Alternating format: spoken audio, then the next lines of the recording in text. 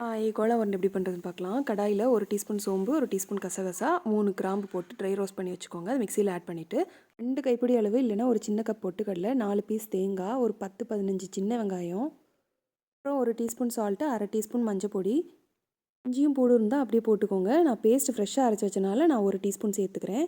ஓரளவு ஒன்றும் பாதியமாக அரைச்சி வச்சுட்டு மீட் ஆட் பண்ணிக்க வேண்டியதான். கொத்துக்கறினால சீக்கிரமாக அரைஞ்சிரும். கொஞ்சம் கூட தண்ணி ஊற்றக்கூடாது, கெட்டியாக அரைச்சி வைக்கணும். இதில் 1 teaspoon coriander powder, 1 teaspoon chilli powder போட்டு வெங்காயம், வெள்ளைப்பூடெல்லாம் நான் குட்டி குட்டியாக நறுக்கி வச்சுருக்கேன். கொத்தமல்லி, அப்புறம் கருவேப்பிலை எல்லாத்தையுமே குட்டி குட்டியாக நறுக்கி வச்சுருக்கேன். அதை ஆட் பண்ணிவிட்டு நல்லா மிக்ஸ் கொடுக்க வேண்டியதான். இப்போ நம்ம பால் பிடிச்சா வரணும் அந்தளவுக்கு.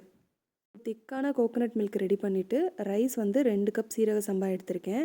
அதை நல்லா வாஷ் பண்ணிவிட்டு ஒரு 10 நிமிஷம் ஊற வச்சுக்கோங்க. இப்போ குக்கரில் 3 டீஸ்பூன் நெய் விட்டுட்டு பட்டை, கிராம்பு, ஏலக்காய் நான் ஸ்க்ரீனில் கொடுத்துருக்குற எல்லாத்தையுமே ஆட் பண்ணிவிட்டு வெங்காயம் வந்து ஒரு பெரிய வெங்காயம் நல்லா ஸ்லைஸ் பண்ணி சேர்த்துட்டு லைட்டாக வதங்கணுன்னு, ப்ரௌனாக வரணும்னு அவசியம் இல்லை, லைட்டாக வதங்கினா போதும். அப்புறம் 1 டீஸ்பூன் இஞ்சி பூடு பேஸ்ட்டு, கொத்தமல்லி, புதினா, 2 பச்சை மிளகாய் சேர்த்துட்டு உப்பு, 1 பிஞ்ச் மஞ்சள் பொடியும் சேர்த்துட்டு 2 கப் அரிசிக்கு 2 1/2 கப் தேங்காய் பால் ஊற்றணும். நம்ம வந்து 2 1/2 கப்பு ஊற்றிருக்கோம். அப்போது 1 கப்புக்கு 1 1/4 கப்னு அர்த்தம்.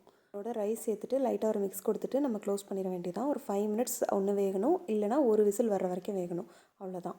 ப்ரெஷர் ரிலீஸ் ஆனதுக்கப்புறம் நம்ம லைட்டாக ஒரு கிளறிட்டு அடியிலலாம் பிடிக்காது கிளறிட்டு 1 டீஸ்பூன் நெய் மட்டும் விட்டுட்டு நல்லா திருப்பியும் கிளறி வச்சுட்டு அப்படியே வச்சிட வேண்டியதான்.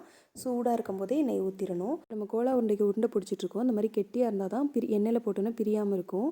இந்த மாதிரி உருண்டையெல்லாம் வறுத்து எடுத்துகிட்டு சர்வ் பண்ணிட வேண்டியதான். கோலா உருண்டை உண்மையிலே சூப்பராக இருந்துச்சு. இதே மாதிரி ட்ரை பண்ணி பாருங்கள். நம்ம வெங்காயக்கறி அப்பயே ரெடி ஆகிட்டு வெயிட் பண்ணிகிட்ருக்கான். தேங்காய் பால் சாதம் ரெடி ஆயாச்சு. கோலா உருண்டை தான் சூடாக ரெடி ஆகிறதுக்கு லேட் ஆயிடுச்சு. இப்போ எல்லாத்தையும் ஒரு தட்டில் அசம்பிள் பண்ணி அப்படியே சர்வ் பண்ண வேண்டியதான். ரைஸோட வெங்காயக்கறியும் கோலா உருண்டையும் பிச்சு வச்சு சாப்பிடும்போது அவ்வளோ டேஸ்ட்டாக இருந்துச்சு. உங்கள் யாருக்கெல்லாம் இந்த காம்பினேஷன் பிடிச்சிருக்குன்னு கமெண்ட்ஸில் சொல்லுங்கள். பாய்.